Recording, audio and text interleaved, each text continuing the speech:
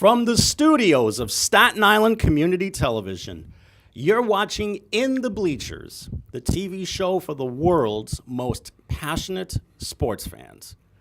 Hello, everyone. I'm Jaime Hixson, joined by a very, very special guest for tonight. Can you please introduce yourself? Hello, people. I am Mr. Gumby, world famous, ready to make history. For those who may not have seen him before, he's actually making his very first appearance on the show. But for those who have seen him, they pretty much know you from doing Ja Dred's show, which is Live That Freeney. Right. And basically, you've become his new co-star, correct? Yes, I became his new co-host, and we're doing historic things to better our people. There you go.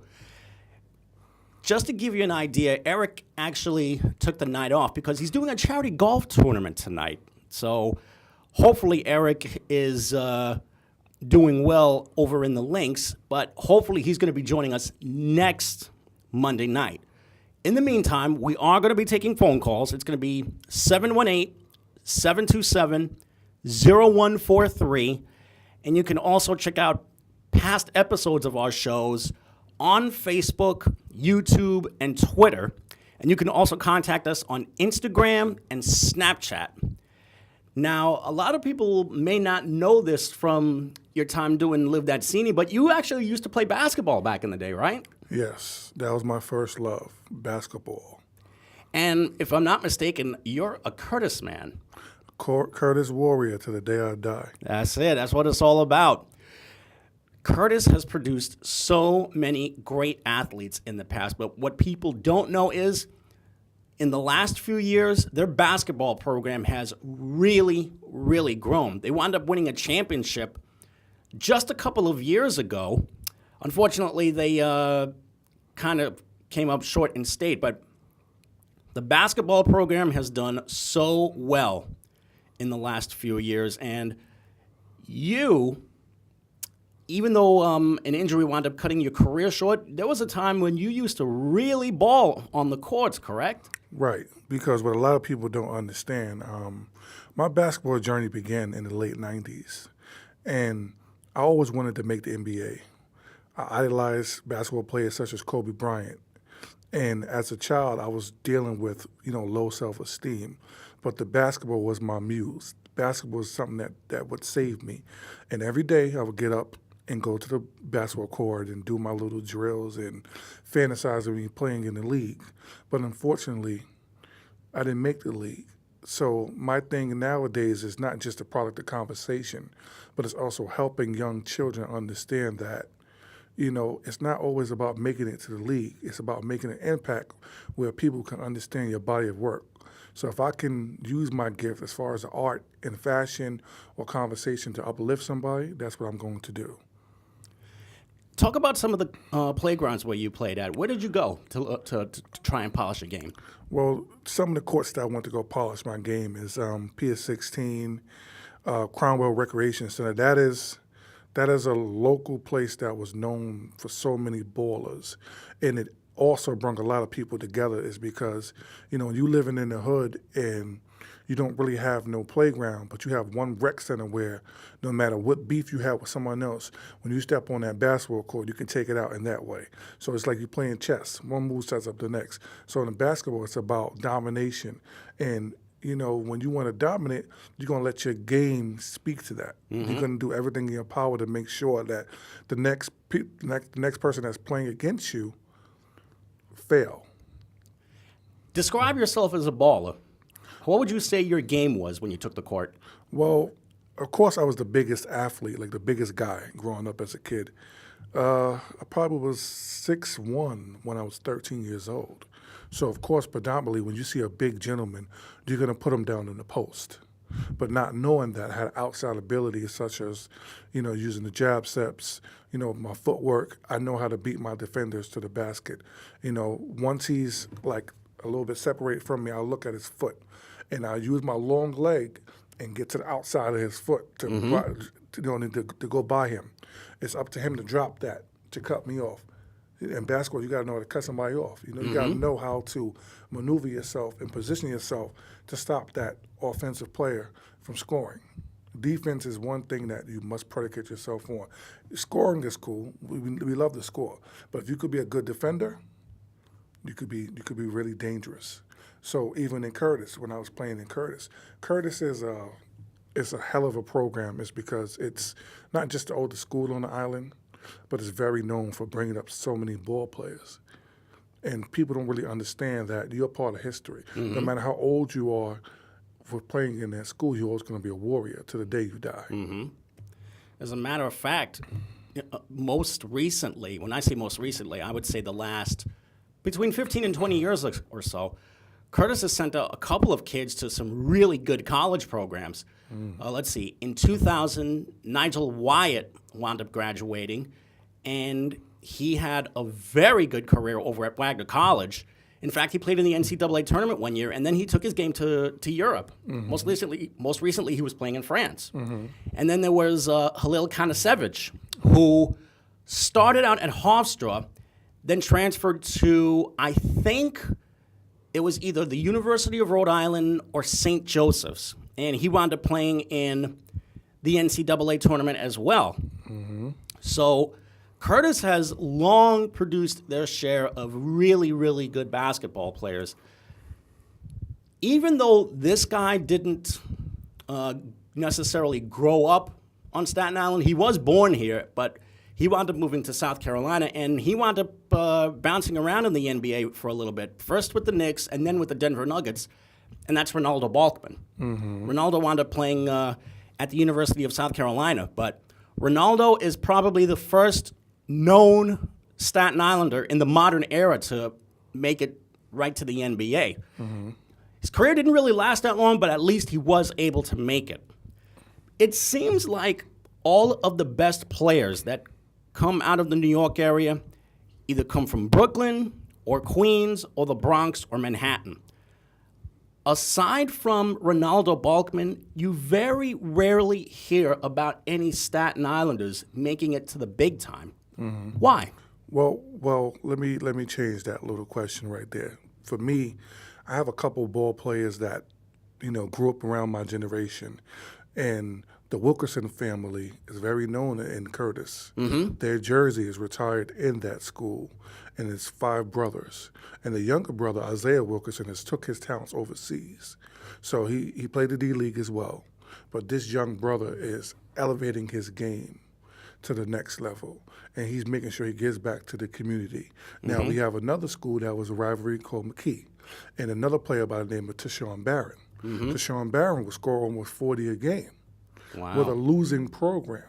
But his drive and his muse to get better was something that was very, it's like artwork, seeing him play. There was so many games where he would step on the basketball court and dominate the game. But unfortunately, when you live in Staten Island, it's competition.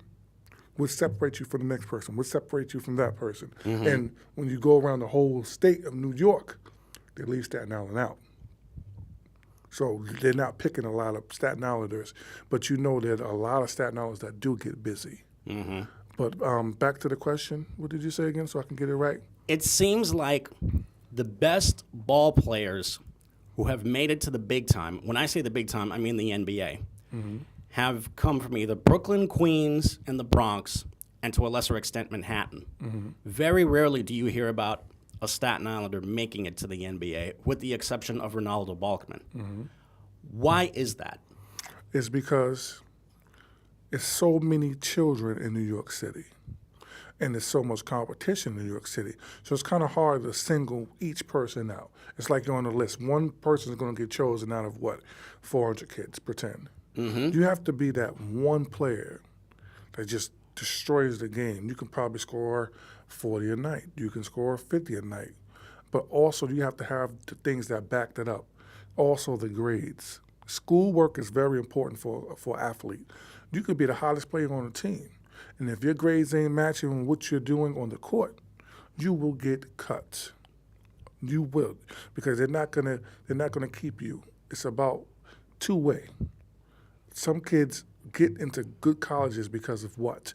the athletic scholarship, but not understanding once you get there, you will flunk off that team. The recruiter will come to your home and pick you up and make it seem like, oh, we want you and we need you. And once you get there and you ain't doing good in your grades, bye-bye. You can be replaced. There's 1,001 people who are trying to be great. But to be the greatest at your passion, you must make sure that you back it up 100%. And if you ain't backing it up, what are you doing? What are you doing? Mm-hmm. So back up everything you're trying to do. So my thing for Staten Island is so much talent. We know this. But we need certain individuals, like I said, Isaiah Wilkerson, Tashawn Barron, Mike Balogun, LB. We have certain, Sandy Rock, RP. Have a couple players who really are the faces of this island. And for me, those are like my brothers. Knowing these individuals and learning from them. But there was one person who I was supposed to say, E.J. Diaz. Mm-hmm. E.J. Diaz, God rest his soul, was a Curtis warrior as well. And, at the time period, Curtis is very stacked in players. And he wasn't getting the type of shine that he deserved, but he was known on the basketball court on the street. He would come out his home and play in his damn socks. And destroy anybody who came against him, no matter who he played, no matter what team you was on. If you had E.J. Diaz, you're going to win that game. Wow. So I was very fortunate to learn from him. And, like I said, my idol was Kobe Bryant and studying his game. And people not understanding when he came from high school into the league, okay, yes, there's so much pressure on you. There's so much demands of you to dominate this league, but not understanding you're a young boy. You're not a man. You came into the league when you were 17 years old. What do you do? How do you adjust? How do you adjust to getting a big paycheck? How do you adjust to the game? How do you adjust to the physicality of the bigger men? Because in high school, there's the skinny guys, a little muscle. But when you make the league, you're playing against grown men that's very strong, very fast. The systems of the basketball, the plays, and the things that you have to adjust to. So when he first started playing, he was okay. He didn't even get that much minutes. He got garbage minutes, getting 30 seconds of a game. Mm-hmm. But there were certain games where he tried to dominate, and he would fail. And it would hurt him as someone who wanted to be great. But you got to take these L's to be greater. You got to take these L's. You have to take the losses and deal with these losses and then find another way to conquer that. It's funny you mention that because I remember once seeing a commercial that had Michael Jordan. This was after he had retired the second time. Mm-hmm. He said something that really got me thinking. He said that he missed more than 9,000 shots in his career, and that he failed over and over again, and that was why he succeeded. Mm-hmm. People can learn from their failures. They can learn from their successes, but if they learn from their failures and try to work on those mistakes that caused those failures, they will become better people and better athletes for it. And it's really interesting that you mention education. Because nowadays, the game has become so littered with one-and-done players. It seems like nowadays, NBA teams are looking more towards developing talent at the expense of trying to win games, as opposed to going for someone who's a little bit older and may have gone the entire 4 years into college. How do you feel about the many one-and-done players that have made their way into the NBA? My thing for them is they had the talent, they had the drive, but they didn't understand the dynamic of adjusting to the league, understanding that you're a college kid. And you are going into a cage of grown men that are warriors, that have been seasoned, that have been polished. They have been developing their game for so many years. So don't think you're going to come in here and things are going to be peaches and roses. No, that's not how it's going to go. You must be ready. So if you want to be the best, act like you're the best, but also be sincere. Be sincere. You come in there, you show love to people, but also put the work in.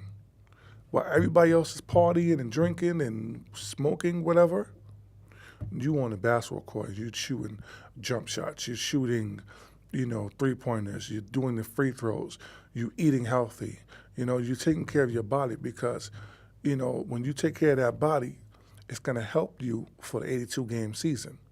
So I'm all for players who are putting in that work. But when you're a rookie and you have so much talent and then you just slack off, see you later. Anybody in the league can get cut. Anybody can lose their big contract in an instant. There was an old school player, Vin Baker. Oh, yes. Vin Baker was making so much $1 million. And he is a manager at Starbucks. I saw that story. I think it was on the Bleacher Report. And the reason why is because also the NBA does not have things set up to educate the young men who's coming into the league. Meaning, this is how you budget your money. This is how you do this. You give them a system, that they can follow the system right so they can be okay. So we need more people who are going to educate them as well. Not just give you a basketball and go, all right, here, go play. No. Educate, and educate them to the best of your ability. It's still like they're in school, but, it's just a grown development. You need a coach that's going to take his time and going to help you, going to speak to you. He's not going to just put you on the basketball court and like, all right, go play. No, that's why we need better coaches. No matter how sucky your team can be, if you have a coach that's going to take his time and try to develop a player, and you do need veterans on these teams, you can't get mad at the Golden State Warriors because they're dominating the league. Well, it's 30 teams in the league, right? Everybody get paid millions of dollars to play. It's no excuses. We ain't no babies here. Just because we lose it don't mean nothing. We can win. We can win. If you have that mentality of, okay, I'm going to get better. This summer I'm going to put in the work. And when I come back next year and my team come back, we ready to go. There's nothing you can tell me that, oh, well, I can't compete. We are in the NBA. We are playing basketball. We all warriors and we are competitors. So just because you got LeBron, you got KD, you got so many other players that are hell of the athletes. What makes me any different than these guys? If you want to dominate them guys, put your work in. Put that work in, and you will be okay. Point blank. Period. Well, this actually brings up another subject that has been really, really talked about lately, and that's the one and done rule. To expound on it a little bit further, the guy who's now the commissioner in the NBA, Adam Silver, he's actually talking about maybe doing away with that rule and going back to the era of letting high school kids declare for the NBA draft. How do you feel about the idea of a high school baller turning pro? I think that, like I said, education is the key. Unfortunately, I didn't graduate college or whatever like that, but I do have an educational background. And for me, it's nothing wrong with going to a nice college that's going to help you develop. And don't rush to grow up. Don't rush the code of innocence as a child to be a man. You don't rush that. You take your time and you relax and everybody want to be grown, but no, you got to chill out. Because if you want to be grown, it comes with grown-up responsibilities. And if you don't know what you're going to do, first of all, it's money, it's rent, it's getting out of your mama's house. If you're 18 years old and you get kicked out of your mother's house and you got no money, what the hell are you going to do? Just because you made the NBA don't mean they're going to keep you. You could be the hottest player in the world and get cut. There's people who get drafted and they're playing in the D League. And they're not even making that much money. They're just paying for your damn hotel. Yeah. So did you think that you was all of that? No. I'm not discrediting the league of the NBA D League. It's a good league to develop the players. But financially, you ain't making no money. You're not a millionaire. So don't be all hype. Oh, yeah, I'm getting money. You're not getting anything. All you did was just graduate high school, went to the D League, and you got a couple little extra money. And you got to know how to invest in things. Invest in, I think Lonzo Ball, the clothing line, it's a little bit too much money. But that's something that his family invested in, right? Mm-hmm. So who knows? It could be bigger than Jordan's brand. You never know. Anything can get knocked off. Just believe in it, right? Mm-hmm. That's how I live. Here's a follow-up to that. Major League Baseball has, in their draft system, the opportunity for kids to either turn pro once they get drafted or go to college. If they decided to go to college, they have to stay for 3 years. Mm-hmm. But if they turn pro, at least they have the luxury of the minor leagues. 5 different levels of the minor leagues to work with.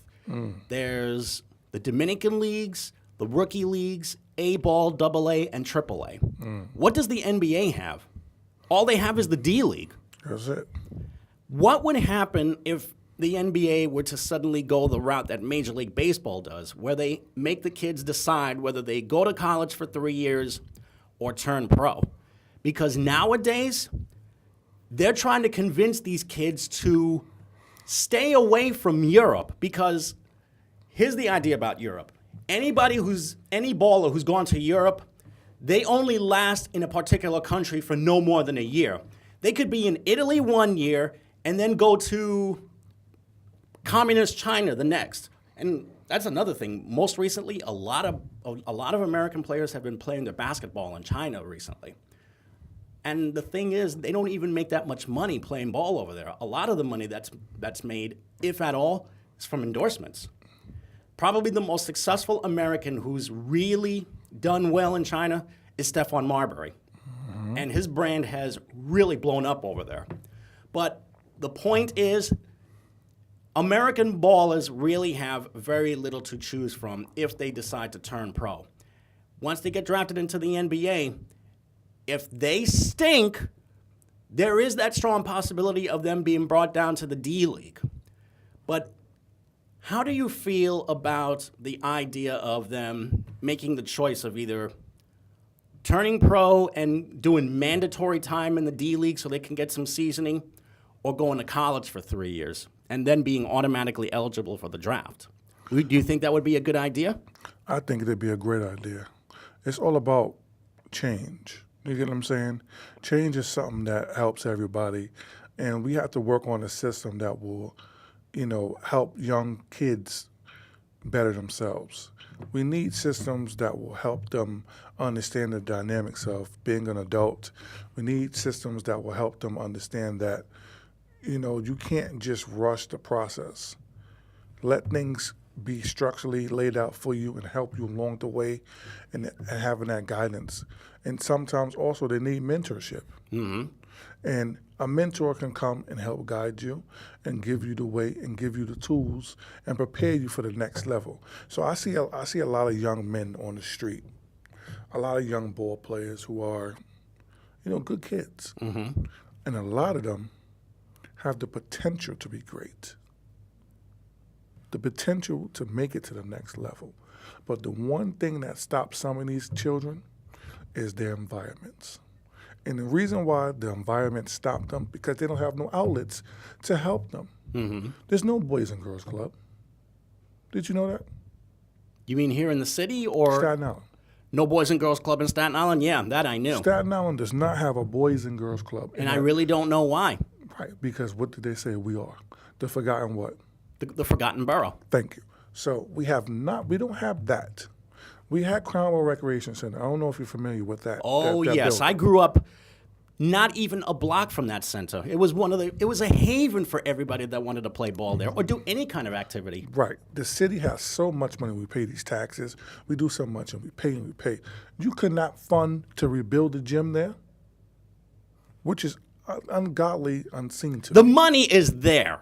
I can tell you right now, the money is there. It's just being used for other things. Yes, they did not want to rebuild that, which was a shame. They're not giving these kids programs to elevate themselves. They're not giving these kids places to shine and grow. So if you do not have these places, what are you going to do? You see the hustlers, you see the gangsters, you see the crime on the street, and you want to be down. So you could be the hottest player, but there's going to be people who, well, he don't got this, or you soft, or you playing ball in areas where, you're not supposed to play ball in. So they challenge you.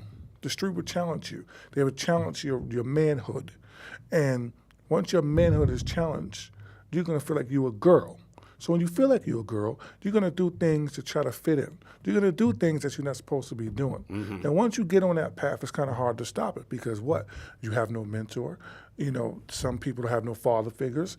And not having a father to educate you and help you be a man, that's the most saddest thing. So the gang life becomes your family. Yeah. The alpha male of the gang is your father. So he's going to teach you what?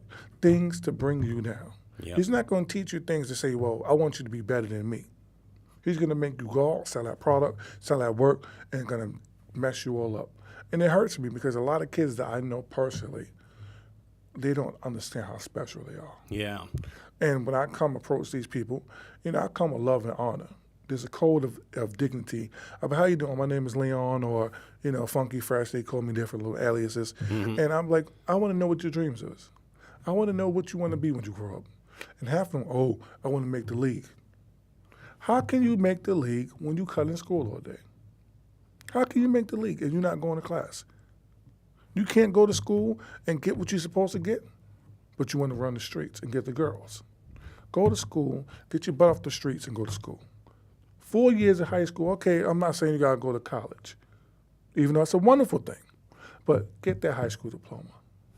Get that high school diploma. Not the GED. GED is okay, cool. But make your parents happy. Okay? Here's a little follow-up on that.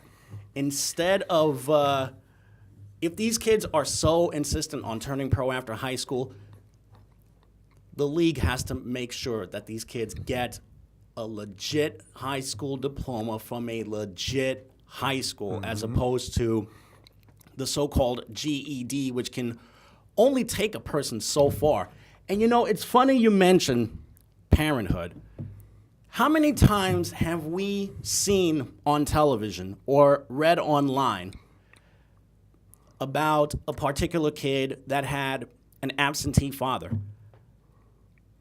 The first thing that I think of is Lonzo Ball's dad, LeVar Ball. Mm-hmm. He may act like a bozo, but at least this guy can never be accused of being an absentee father because he's always there for his 3 sons. Mm-hmm. And as we're speaking right now, we see the Jets and Giants helmets on the screen, and that means that football season is back basically right around the corner. They're going to have the rookie mini camps starting, I think, 2 weeks from now. And then just a couple days after that, the veterans come in, and then they start playing the first of the preseason games. But going back to basketball for a bit, Lonzo Ball's dad has been getting more television time than Lonzo himself. Mm-hmm. Have you seen LeVar Ball on television? And if so, what do you think of him as a person? Well, I think that I can never deny him fatherhood. And for me, he's doing a little bit too much, meaning that you're talking too much. Mm-hmm. Learn to sit back and let your child be the star that he needs to be. And sometimes as a parent, you have dreams and aspirations to be a football star, basketball star, and you see that in your child. Sometimes a father will push the sport on his child, and he don't even want to do it, but if your father's making you do it, then you got to do it. So once he develops that and the child is doing good, and then he gets picked up, what does that mean? Your dream came true. His dream wasn't really to make the league. His dream was your dream. So the father's gonna eat off of you. It's gonna take everything that you got because what? You live in his dream. Mm-hmm. So Okay, I'll give you a case in point. My father was the greatest teacher I ever had, meaning the man was there every day. But when it came down to the sports, and I'm not saying that he wanted me to be like him, but it was sometimes where he pushed it a little bit too far, meaning you cannot pressure your kids so much. Let them grow. Let them grow into the game. Let them make their mistakes. So it was sometimes where I would play a game, and I would turn, and he would curse me out. You can't go at it that way. Yeah, you're trying to push your child, but sometimes there's some kids that are very fragile. Mm-hmm. There's some kids that are very low key. So when they see a parent yelling at them, it's kind of like giving them, a fear of, if I don't do it this way, I'm not pleasing you. But then you gotta realize as a kid, you gotta respect your parent, but you're not there to do it for them. You're there to do it for yourself. Mm-hmm. So for me, I had to push that out and learn a way of me having my own tunnel vision. And the tunnel vision, that was what saved me. So like I said, for me, looking at certain basketball players and studying them and really idolizing these men, mm-hmm. kind of helped me develop my game in certain ways. Mm-hmm. So I might not be in physical shape like I used to be. I might not be able to do certain things, but you have to learn how to adjust. As you get older, your body shuts down. Your body is not what it used to be. You're not going to have the springs like you used to. So when Kobe Bryant was in his last couple of seasons, he'd been to the post. You're doing fadeaways. You're doing certain things, certain footwork that can get you to that basket without people messing you up.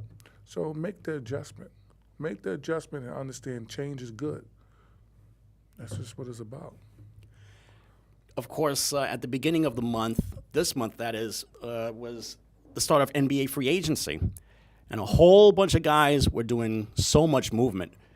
Here in our neck of the woods, both the Knicks and the Nets have been struggling mightily. Probably the Knicks more so than the Nets. Don't let the records fool you. I mean, the Knicks were a 31-win team last year. The Nets were a 20-win team last year. But it seems like everybody's talking about how much progress Brooklyn is making. It's hard for a team to do progress when, first of all, no team will want to play for them. Same thing with the Knicks. And second, it seems like all they can get is C and D list type free agents to be on the roster.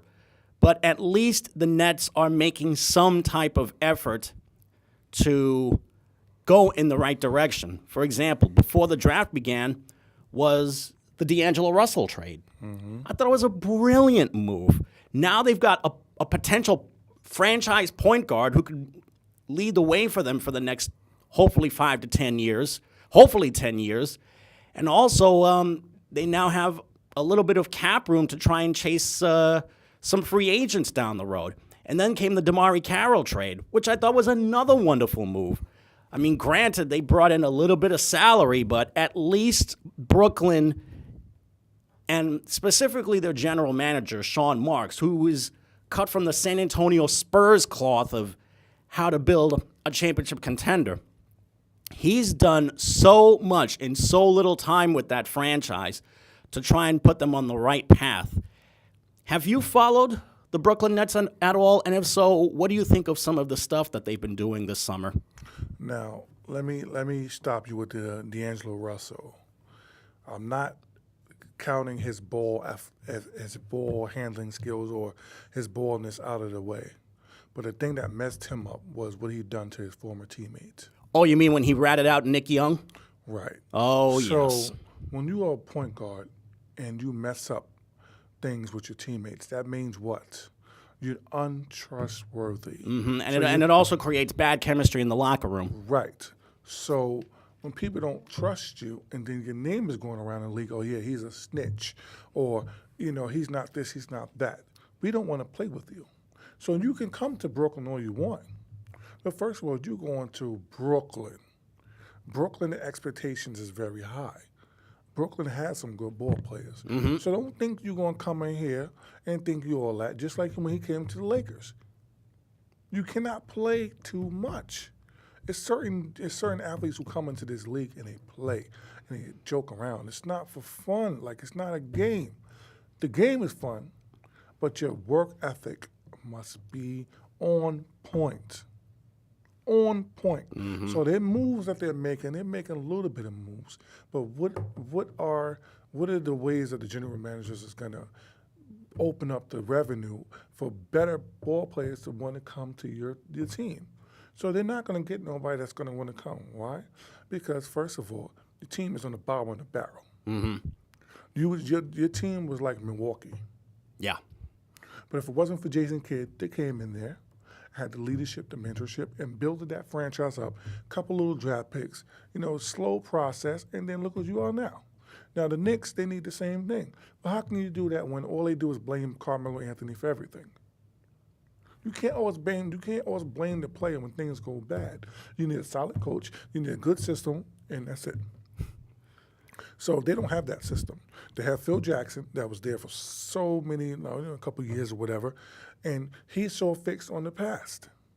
This man has won championships off the same system. But do you understand the game has changed? The game is much faster. The game is more international. So we got these Euro players, we got these people from overseas who are not from here. And when they come here, they're like, yo, you forgot about us. So when we come in, we're going to whoop you. We're going to show you what the game is about. We're going to have systems where it's much faster, just like Mike D'Antoni. His system was very fast. Phoenix Suns, you had a fast point guard, and he told them what? You drive up the middle, but you always have your wing players running wide. So when you have wide and you trap me off, I'm going to kick it out. I'm going to kick it out. That's how you do. You come up with systems where nobody can shut this down. But that triangle offense is not going to last. It has not done good. It's not helped the Lakers the last couple of seasons when he was there.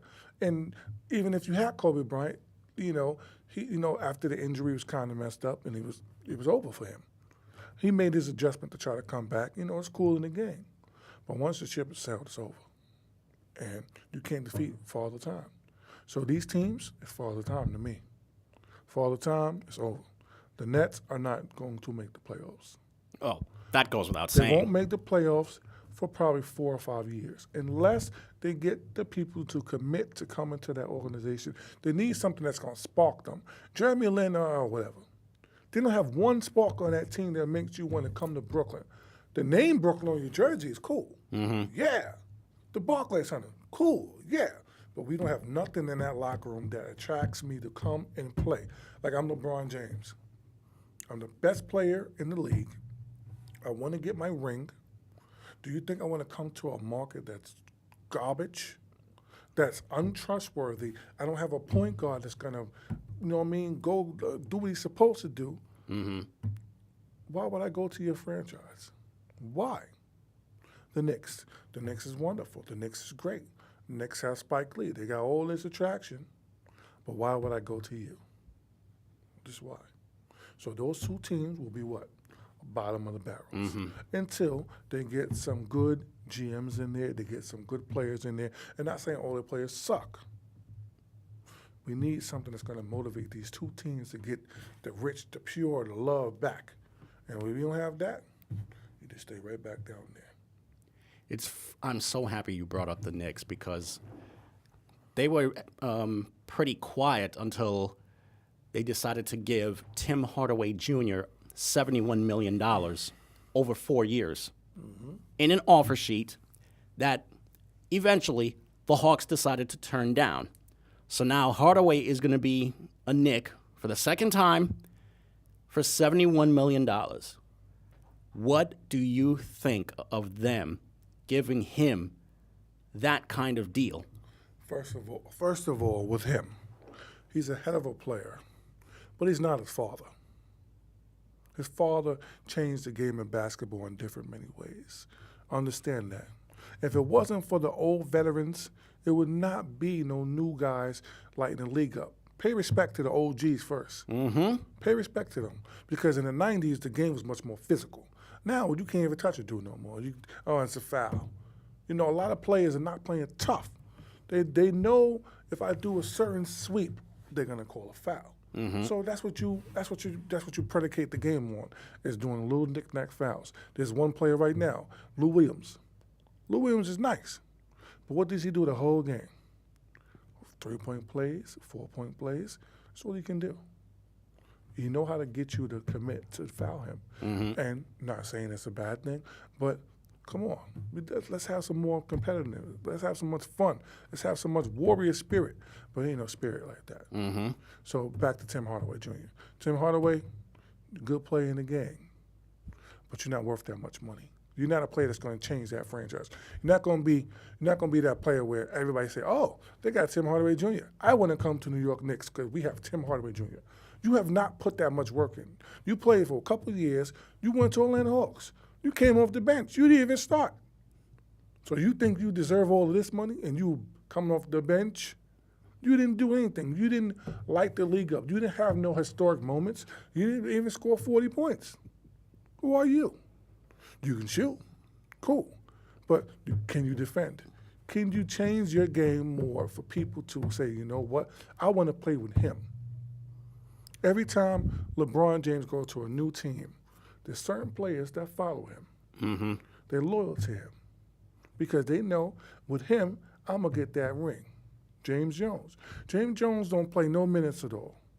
He plays 30 seconds probably out of a game. His contract's probably $1.4 million. Garbage money. But he knows if I follow this man or I follow this little system that he's doing, I'm going to get me a ring. Certain players are older than dirt nowadays, and they don't even have no rings. But they know if they go to a certain team, it's a 80% to 90% chance they're going to get that ring. Golden State Warriors is on fire. Everybody's going to try to go to the Warriors. Jamal Crawford's trying to go there. They didn't get him yet, but they might get him.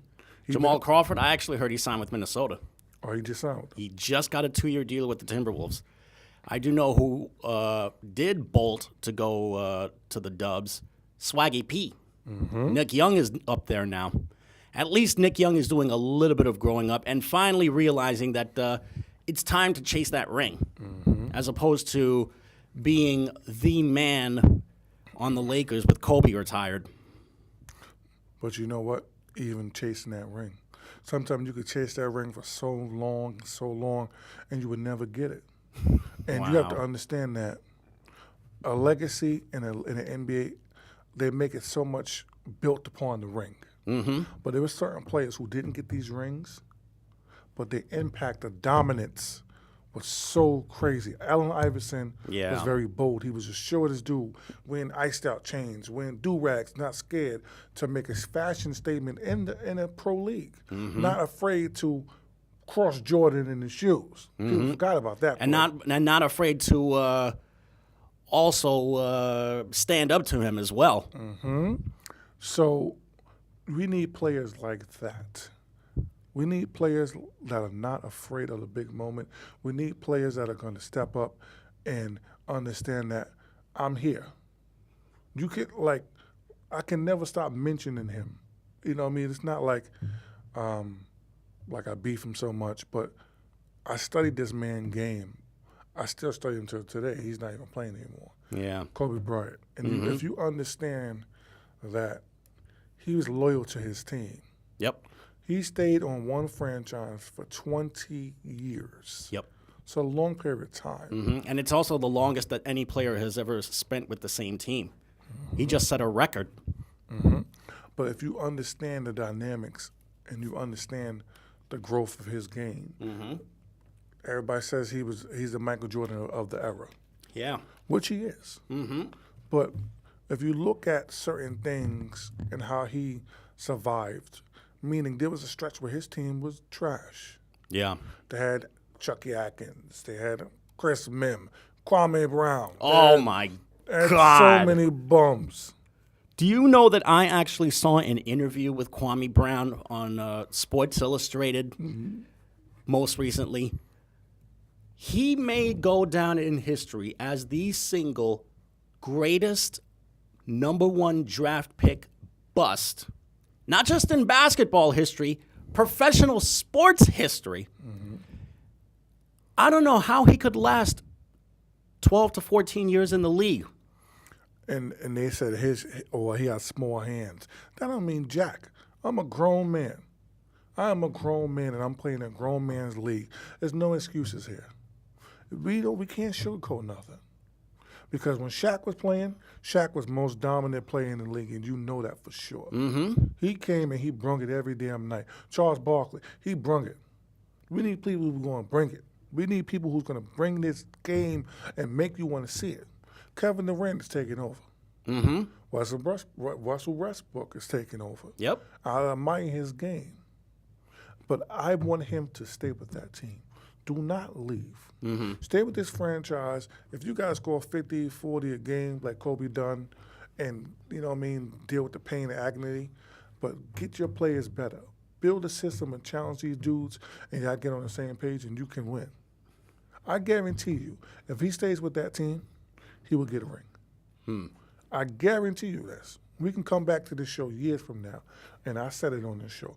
Russell Westbrook will get a ring with the Thunder. They just Thunder fans would hope so, but he would have to remain with Oklahoma City in the first place. Yeah, they're going to pay him that money. And that's another thing. He now has a new sidekick to work with on the Thunder, and that's Paul George. Well, Paul George is not going to stay there. Yeah, he made it loud and clear that he wants to be a Laker. The league is much scripted now. Mm-hmm. The league is scripted, meaning, okay, well, let me get a couple dollars, let me chill for a minute, but then I'm gonna go to my team that I want to go to. Mm-hmm. Look at Matt Barnes.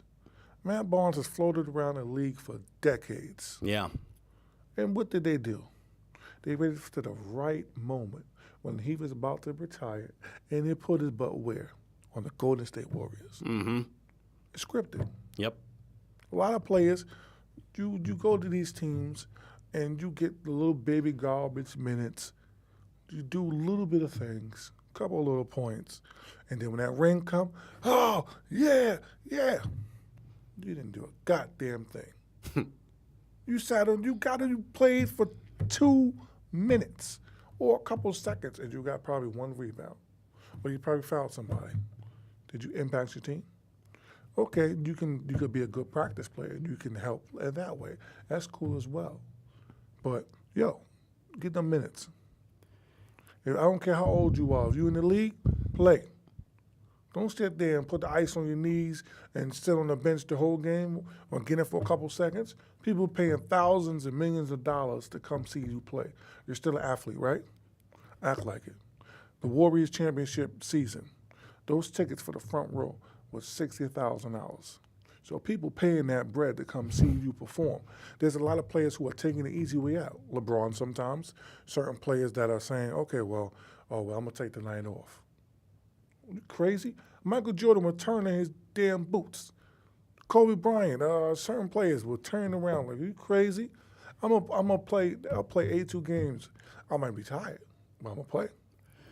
It's funny you mention that because the Spurs created a real stir when they purposely, against the players' wishes or desires, purposely rested guys to get ready for the playoffs. Mm-hmm. And that's why we saw Tim Duncan's minutes and games played numbers go down. And it wasn't just Duncan either. It was Manu Ginobili. It was Tony Parker. They could get away with it a few years ago because it got them a couple of titles. But what do you think of the idea of coaches purposely benching their players for an entire game so they can rest them up for the postseason? That's a shame. That's a shame. Because at the end of the day, why are you benching these players? They are professional athletes. Mm-hmm. They got strict diets. They got all these good trainers. So you shouldn't be on the bench. If you're not dying and you're not like crazy wounded and you're not able to perform, there's no reason why you should sit on that bench. Play that game. Because now the fans are complaining about it. They're like, yo, I pay all this money to come see LeBron, and I get to the arena. LeBron's out. Nothing wrong with him, but he's out. So I came from China, pretend. I spent all my money on that flight to come to Cleveland, Ohio, to see this man play, and he's not playing? What? I ain't going to get my money back. I'm not going to get anything. All I'm going to just get is I saw him on the bench. What do you tell a young kid like that? It hurts a kid's dreams. It hurts him. That I came out my way to come see my dream, my idol, play the game, and I didn't see him play. So the rules is what? They should change the rules to making everybody play. As you ain't hurt, play. Play the game. Wow. We have just under 10 minutes left. You mentioned some of the superstar players that. I'm going to give it to you. I told you. You mentioned some of the superstar players earlier. What do you think about the contract that this one superstar, James Harden, signed with the Rockets? First of all, why are they paying? They're paying him too much money, and I don't care if they say, well, he earned this, he earned that. That's a lot of damn money, right? Mm-hmm. Why is it that the veterans are getting $10 million, $5 million, and I'm getting 200 and something million? If we in the NBA and we in this professional sport, we all should eat. I'm not saying everybody get that 200 mil, no, but it should be a reasonable amount of money that everybody should be getting. Let everybody eat. Let everybody feel comfortable. Okay, well, I'm gonna get $50 million. That's a lot of friggin' money. But $200 million, that's crazy. That's just crazy. And then I keep it real with you, and I said it on this show. Mm-hmm. He would not get past the second round in the playoffs. He certainly didn't get past the second round this year. I gave you Chris Paul. Chris Paul has been playing in the league all these years. Mm-hmm. He has never made it to what? To a conference finals. Thank you. He has not made it to the NBA finals. Mm-hmm. So you could be nice and do all that boo, boo, boo, boo, boo. But what did you do? Didn't win a championship. He's not going to, he 45% chance to 50% chance he might get in the Hall of Fame. Mm-hmm. So at the end of the day, he's nice. But what was your impact? There's another short dude, could dribble, could shoot, good player. That's what he was. When is there going to be the athlete that's going to just dominate all the time? No one can shut him up. No one can stop him. Nobody can shut him down. They need that athlete. We need one athlete that's going to dominate 100%. LeBron James has went to the finals every year for how many years? 8 years now? 7 years in a row. No player's ever done that. So that's a historic thing. But what? You got to get them rings when you go. Because they're going to look at you like, oh, well, you made it here, but you didn't get to the top of the mountain. I give you a case in point, because this was what I was talking about veterans as well. They polished the first super team, the second super team to me, in the 2000s, in 2004. You had Gary Payton, you had Shaq, you had Kobe, you had Karl Malone, all these dope players. They went against the Pistons. Nope. Lost in 5 games to the Pistons. And the Pistons took their heart. The Pistons punked you. The Pistons beat you down and made you understand that what? Just because you got this don't mean nothing. Mm-hmm. And it also did not help matters that Karl Malone hurt his knee. I wound up missing a huge chunk of the series. But what did I say earlier? If you in this league, play. Mm-hmm. You know what I mean? Like, ain't no sugarcoat nothing. Mm-hmm. You got an NBA contract, you're 38, 37, you in the league, right? Yep. So play. If you get hurt, you get hurt. I understand that. But ain't no favoritism or no baby or he's mad old or whatever. He's in the league. He's an NBA player. He's a professional athlete. So we want to see him play. But when they got whooped, that made you understand what? Anything can happen. Mm-hmm. Anybody can come and kick your butt. I don't want to be cursing on this show. But anybody can come and whoop you. Mm-hmm. So after that, the feud of Kobe and Shaq going on, whatever. And I, made him go to Miami. And he did his thing. But Kobe stayed. Yeah. And when he stayed, he had to deal with bums. Mm-hmm. He had Smush Parker. I remember Smush Parker. Smush Parker. Yep. And the reason, and some people was so mad at Kobe because, he's not friendly to his teammates. He's not this, he's not that. He found a way to challenge his teammates in different ways. Mm-hmm. Meaning, I don't got to be your damn friend, but I'm going to challenge you, and we're going to do this together so we can get this ring. So I'm going to be mean to you to maybe get something out of you. Think of it like that. So, Smith Parker, you're the leader. And what the hell do? You didn't do anything. Now he's not in the league. He don't got no damn money. You know he plays in West Fourth? I can believe that. Yeah, he does. Yeah, he's playing in the hood. Somebody who's in Hollywood, you know what I mean, having a good old time, and now you're broken in the skunk. Why I said save your money. Why I said invest in certain things. Why did I say these things? Because you can end up what? Back in the hood. Mm-hmm. You can get out of the hood, and you can come right back. God controls everything. Yeah. And if it ain't meant to be, it ain't meant to be. But you're going to be smart. Your goal is what? You can live in the projects, you could be born there, you could be raised there, but to get the hell out. But if you go back, that's a damn shame. You know how embarrassing that is? To come back to Brooklyn or wherever you're from? Oh, shit. Oh, well, you know, you come back when you have a lot of money. Yeah, I got all this money. I'm nice. And then a couple years later, I live right on the 4th floor. Mm-hmm. To wrap up with less than 4 minutes to go, just last night, I put my DVR on, and I saw this 30 for 30 special about the Kentucky coach, John Calipari. It's called One and Not Done.